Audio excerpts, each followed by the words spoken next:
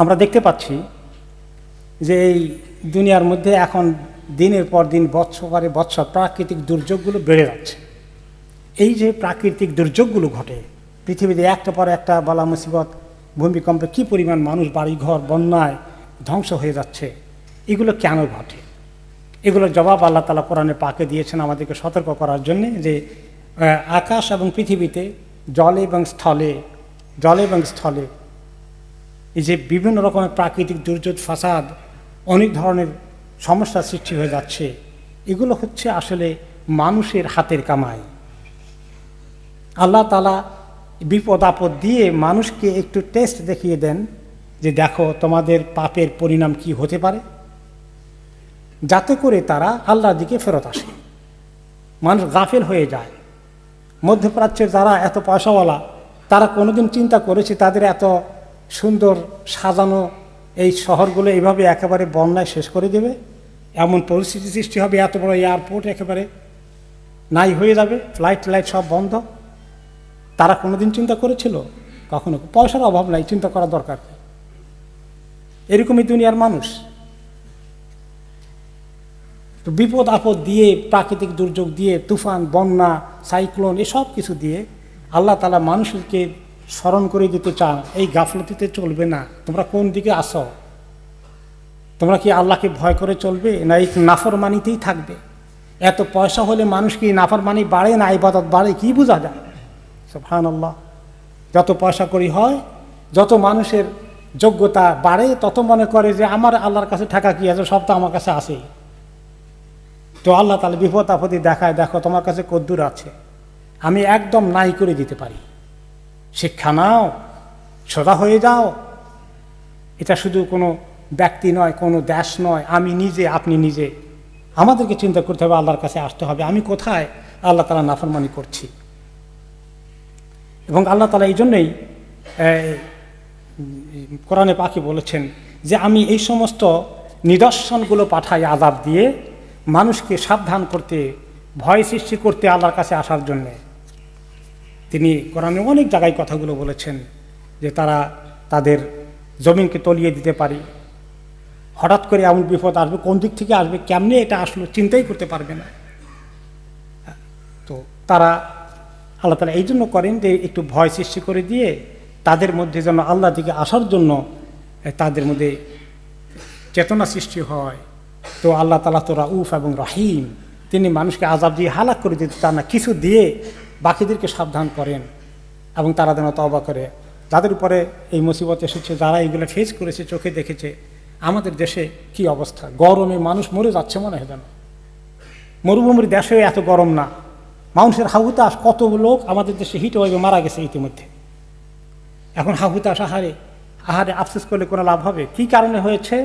যে আমরা আল্লাহর নাফরমানির দিকে গিয়েছি, না আল্লাহর সন্তুষ্টির পথে আছি? চিন্তা করার বিষয়। নাফরমানি কি আরো অব্যাহত রাখবো, না ছেড়ে দিব, না তওবা করব? আল্লাহ তাআলা বলে দিয়েছেন যে যদি মানুষ আল্লাহর দিকে চলে আসে, তওবা করে, তাহলে আল্লাহ তাআলা তাদেরকে দুনিয়াতে এই সমস্ত শাস্তি দেবেন না। সূরা আল-আনফাল 33 নম্বর আয়াত আল্লাহ তাআলা বলে দিয়েছেন। তারপরে তিনি বলেছেন যা কিছু ঘটে এগুলো তোমাদের হাতের কামাই, তোমরা সবগুলোর জন্য শাস্তি দিলে দুনিয়াতে একদিনও বাঁচতে থাকতে পারতে না। তবুও আল্লাহ তাআলা তোমাদেরকে সতর্ক করছেন, সাবধান হয়ে যাও, কত যে আল্লাহ ক্ষমা করে দেন।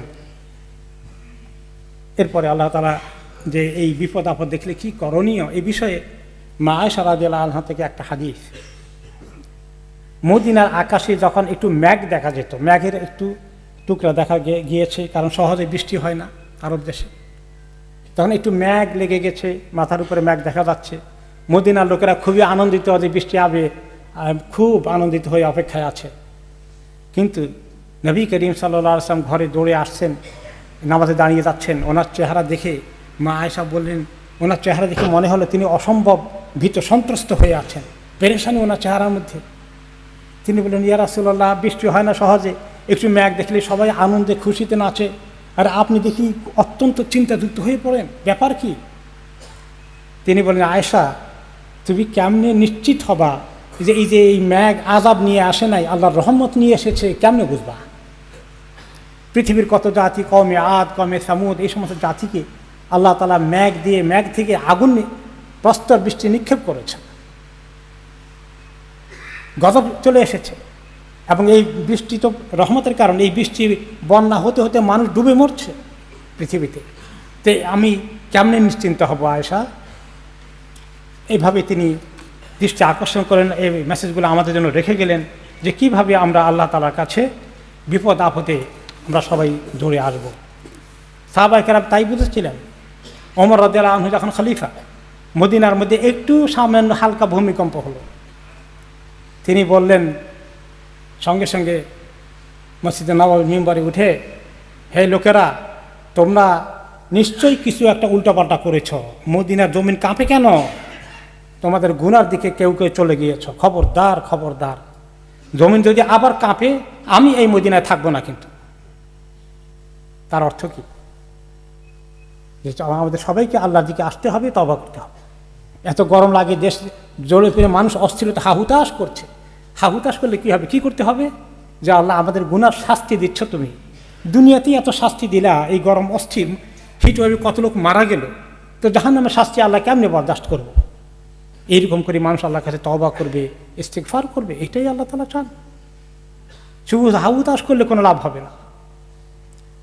কুফার মধ্যে যখন এরকম একটা জমিনের মধ্যে সামান্য একটু কম্পন আসলো, তখন ইবনে মাসউদ রাদিয়াল্লাহু আনহু সেখানে ছিলেন।